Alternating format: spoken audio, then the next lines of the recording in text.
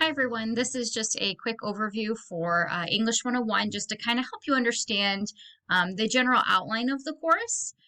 So we do have four main units that we do for this class. The first one is your About Me essay. Then we move into our scholarship essay. We then move into our proposal paper and we end with a professional email. So we kind of move through the class through these four units. So in our first module, our About Me essay, your goal is to define who you are as a person using your history, personality, and future goals to demonstrate your definition of self.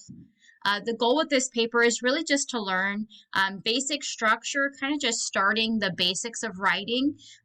We'll learn what an intro paragraph looks like, what body paragraph should look like, concluding paragraphs. We'll start learning MLA and thesis statement, and we'll move through the writing process. So how do you come up with a topic for your paper, brainstorm, outline, revise, and then draft. So that's kind of the process of it. Why we start off this way is because it is not very research based. Your definition of self, talking about your history, personality, and future all comes from you. You're not required to use outside sources. So we're learning how to write on a topic that you're very familiar with. And then from there, we move into the scholarship essay, where you are going to be writing three different scholarship essays that will be, you'll be able to use those to actually apply for the Maricopa Foundational Scholarship. And here we're going to continue to build our skills. We'll continue learning how to use MLA. We'll continue to learn how to integrate research in different ways because we're really building during these first two units for our proposal paper, which is our third unit. In this one, you are going to learn how to write in a condensed format. So taking the idea of your thesis statement and body paragraphs and really merging it into a small essay that's required for the scholarship papers.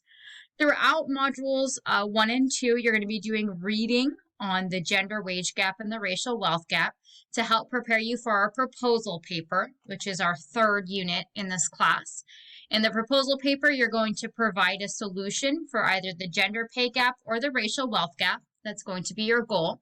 This will be this is the research paper. This is very similar to what you'll be doing for like English 102 and a lot of your other English classes. And so this is really that like quintessential research paper. It is heavily based in scholarly research. We'll learn how to use the PVCC library. We'll learn how to determine if a source is valid. We'll learn how to integrate research in diverse ways, and we'll learn how to write that formal academic essay. And most importantly, we're going to learn how to cite those sources using MLA to make sure we're avoiding plagiarism.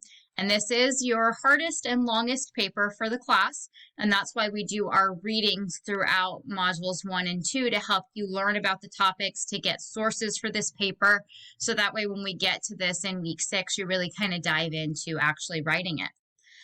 We end our course writing-wise on a professional email where you're going to be giving a scenario and you're going to have to craft a professional email based on that scenario. So you're transitioning those academic writing skills that we learned, like writing a clear thesis statement, writing clear body paragraphs, and you're now transitioning that into what would that look like in a professional world if you are emailing this at a job, at a professional occupation. So that's kind of the four main units that we do in the class. After each unit, you do have a reflection assignment where you reflect on strengths, weaknesses, growth, and goals.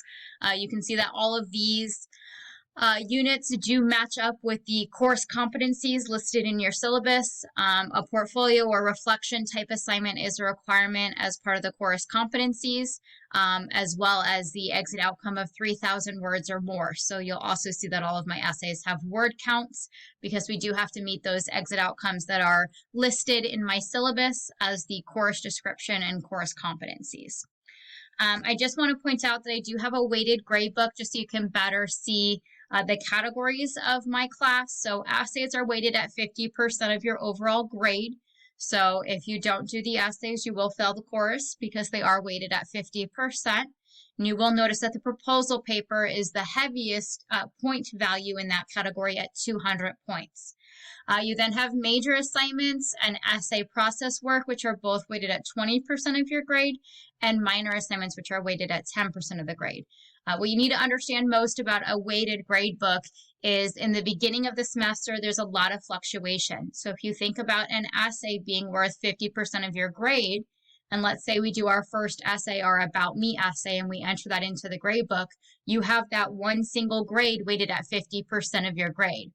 Once you get more essays in there, and let's say we get to the end of the semester and you're working on your email, you then have 4 other assignments in there to help balance out that grade. So with a weighted gradebook, expect a lot of movement drastically in the beginning of the semester, and then it's much harder to move really as we get later into the semester because there's more grades in that category to balance out the weight of that grade. So I hope that makes sense. So I just wanted you to kind of see the categories and their weights.